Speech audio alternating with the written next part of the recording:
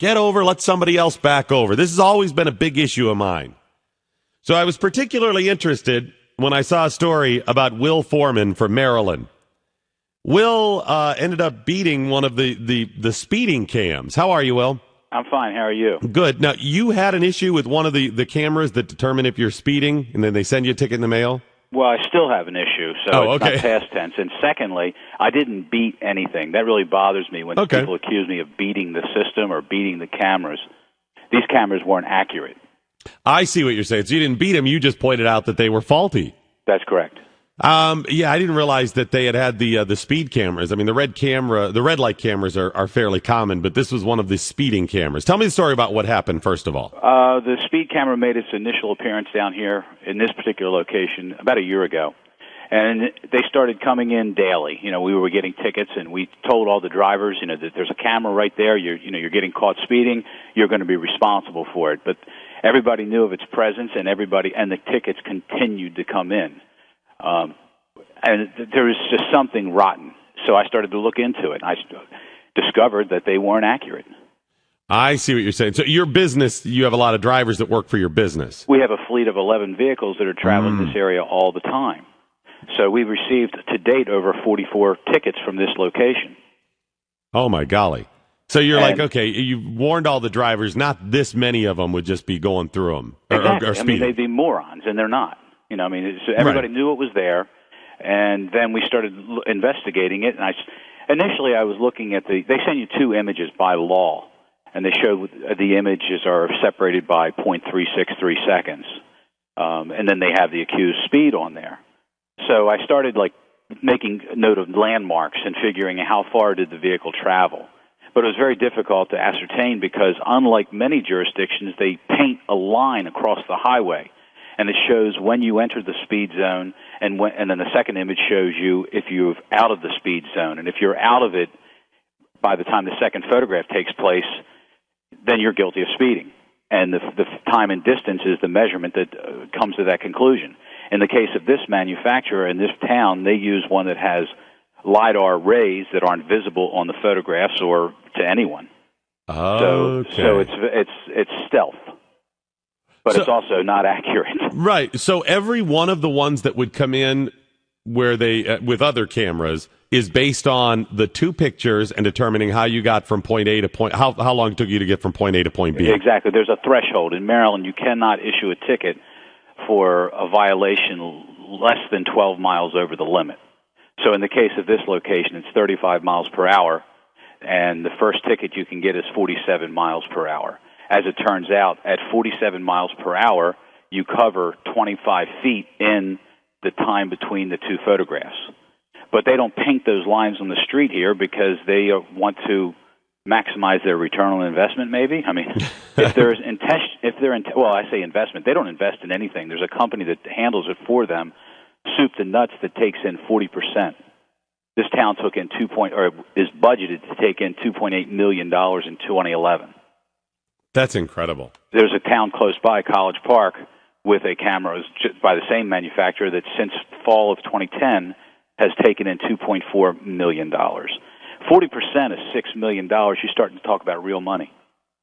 But this is just a handful of the locations where they do this. It's all over the place. So out of necessity, you said, okay, I'm going to look into this because of all the troubles that my drivers have been having. There's issues, got to be.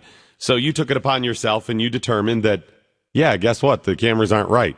That's right. Well, finally, I hit the jackpot when I remembered that I had some software for photo editing, and I was able to go online, snatch the images electronically, the JPEGs, and then I planted them on the software. I put the second image on top of the first image. I lined everything up properly, and then you could have a real frame of reference in terms of how far the vehicle traveled in that sequence. One of the vehicles was accused of traveling 76 miles per hour, and it traveled the length of itself, which is about 15 feet. So if you did the math, the vehicle should have traveled 40 feet in 0.363 seconds at 70 miles per hour.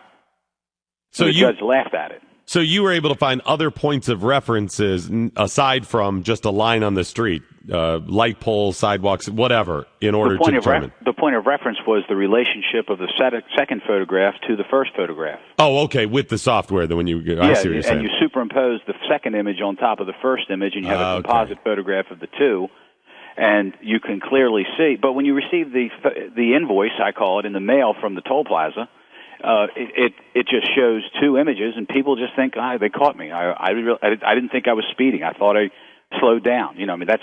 But if you travel this community, everybody has fallen victims. Everybody's a victim to this thing. So were you able to determine that all of your tickets, the tickets that were given to your drivers, were wrong? That's not only my tickets. The word has circulated because it's been on CNN. Mm-hmm. It's been on some of the local television stations here. It's been in the newspaper. It's supposed to be on the Today Show. And word has circulated that I'm able to do this. So people, my customers, are just people in the community. They've brought me tickets, and I go online for them. They give me their username and password, and I pull down the ticket. The images. I put them in the software. I superimpose it. Then I do the calculation for them, and I hand it back to them. But I'm trying to run a business. I'm not trying to lead a crusade. Right, yeah, but it's nice thing. Maybe you could charge them each $5. At least you for your time. I don't want to sound all high and mighty, but I've been doing business in this community here for over 30 years, and I have a sense of obligation to the people in the community. And it's not this is not a wealthy area. It's a working class neighborhood, and there's not a lot, and especially in this economy, there's not a lot of disposable income, shall we say? I see. So when I see that there's a misjustice, that's being it's like a STD with these guys. It just keeps growing and growing. So. You got were all of your tickets? You got all those said. Okay, all of those were wrong. Was there even one that the person was actually speeding? Not a single one. And I'm saying not mine. Right. But the other people I haven't seen what I would consider a legitimate ticket from this camera. That's incredible. About how many people have had you look at them outside your drivers? I've lost track. It's been a year. Oh my God! It's been going on, and I screamed at the top of my lungs. I've complained to state officials, to local officials. Nobody wanted to hear it. Finally, because I got my day in court, but they spoon-feed you dates, and they drag me in there for one or two tickets at a time. I've only been in there for 5 tickets, but each time I'll save $40 or $80. Big deal. It costs me more than that to miss work. Yeah, you got to miss work. You got to go there. You got to deal with all of this stuff, the headache alone. But so far, of the tickets that you've had your day in court, they've been thrown out. They've said, okay, fine. I'm batting 1,000.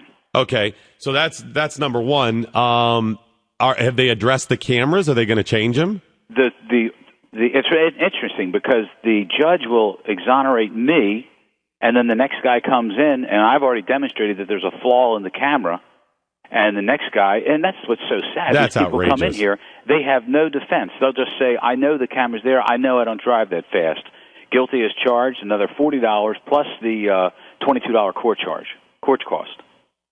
It's outrageous that you've brought this up. You've proven yourself.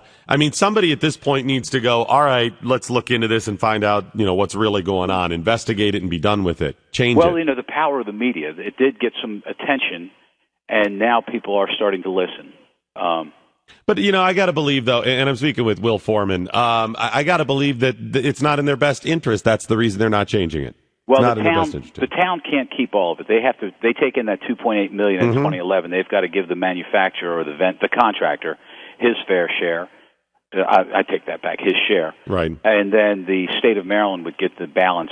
I think the town can only keep 10% of the $2.8 million. Yeah, but they're still making money off it, so it's not in their best interest. Yeah. They're printing money. It's obscene. Yeah, I'm not a fan of these anyway, the red light or the speed cameras anyway, because I've seen too many problems with them. Not just them being faulty, but for example, there is a history with the red light cameras of those companies actually changing the length of time for the yellow light, decreasing them to trick people. That's old news, and that's what's so disturbing, because there's no doubt that these cameras have been effective at slowing people down. And I don't argue I don't dismiss the value in that. That's not your point. But it could have been accomplished through legitimate means, and it has not. I understand it. Well, I think you're doing a good thing. I'm sure it's frustrating, so hang in there, and it's pretty interesting that you came up with it, though. Okay, well, thank you. And I can't hang up without telling you that I am a Ravens fan. Oh. So go Ravens in Cincinnati, buddy. Wow. All right. You're going to give me that one here. Okay. I'll give you a little jab before I hang up. All right, Will. Thanks, buddy. Appreciate it. Will Foreman from Maryland, a guy who runs a business, operates a business with a fleet of trucks. And what happens? Out.